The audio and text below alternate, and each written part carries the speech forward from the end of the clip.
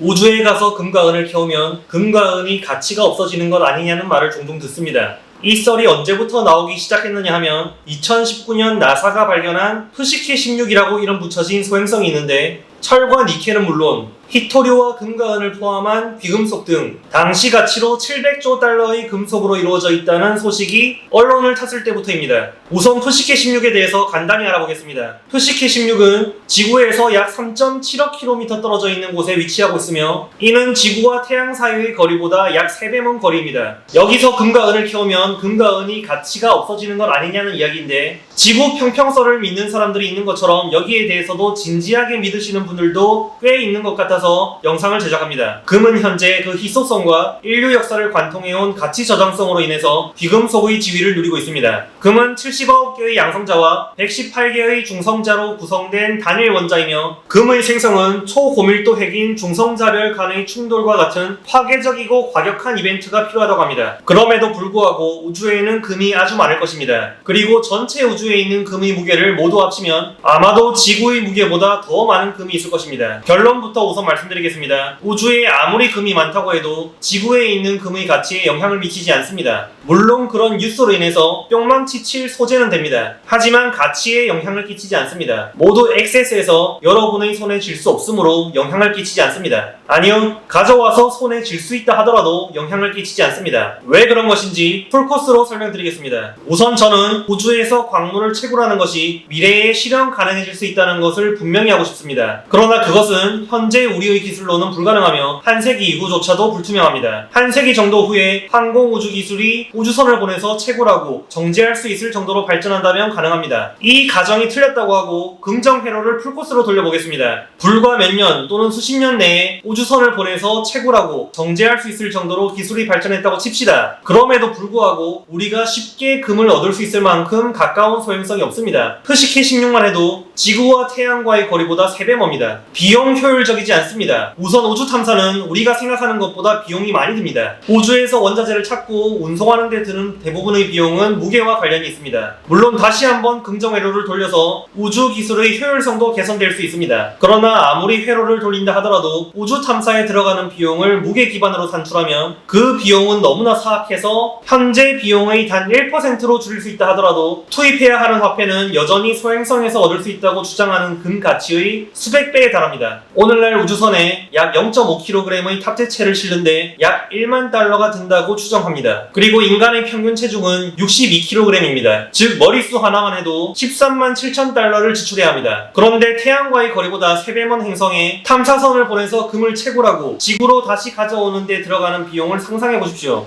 비용 효율적이지 않습니다. 우주에서 금을 캐려면 현재 지구에서 금이 가치가 있는 것보다 훨씬 많은 화폐를 투입해야 합니다. 두 번째로는 해당 행성에 알려진 것처럼 정말로 금이 널려있는지조차도 의심스럽습니다. 우리가 아는 것은 푸시케 16에 니켈, 철이 있다고 추정되며 운석에는 그럴 경우 일정 부분의 금을 함유하고 있다는 것뿐입니다. 그것은 오랫동안 알려진 사실이며 새로운 것은 아닙니다. 그렇지 않아도 이미 푸시케 16이 알려진 것과 같지 않다는 연구 결과들도 발표되고 있습니다. 그러나 우리는 희망 회로를 최대한 돌리기로 했으니까 일단 푸시케 16과 같은 소행성에 금이 많이 포함되어 있다고 가정하겠습니다. 다만 철과 니켈에서 금을 어떻게 추출해서 알짜만 배울 겁니까? WGC에 따르면 좋은 품질의 지하광산에는 광석 톤당 약 8에서 10g의 금이 포함되어 있으며 품질이 낮은 지하광산에는 평균 톤당 약 4에서 6g의 금이 포함되어 있다고 합니다. 또한 노천 광산에서는 일반적으로 톤당 1g의 금에서 4g의 금이 포함되어 있다고 합니다. 현재 지구에서 내놓으라 하는 좋은 광산에서 채굴해도 1톤당 10g 정도면 잘 나오는 거라는 말입니다. 금을 생산하는 데 필요한 채굴, 재련 및 정제 시설을 푸시케 16에 건설하고 인력을 테라포밍해서 운송하지 않는 한 금을 효율적으로 캐오는 것은 사실상 불가능하다는 이야기입니다. 공상과학 영화를 보면 쉬워 보이지만 현실은 공상과학 영화가 아닙니다. 지구에서 현재 1kg당 약 55,000달러에 손에 쥘 수 있는 금을 채굴하는데 왜 수백만 달러를 쓰겠습니까? 이 모든 것을 바탕으로 생각해보면 우주에서 무언가를 채굴하려면 다음 3가지 기준을 충족해야 합니다. 첫 번째, 매우 가치 있고, 두 번째,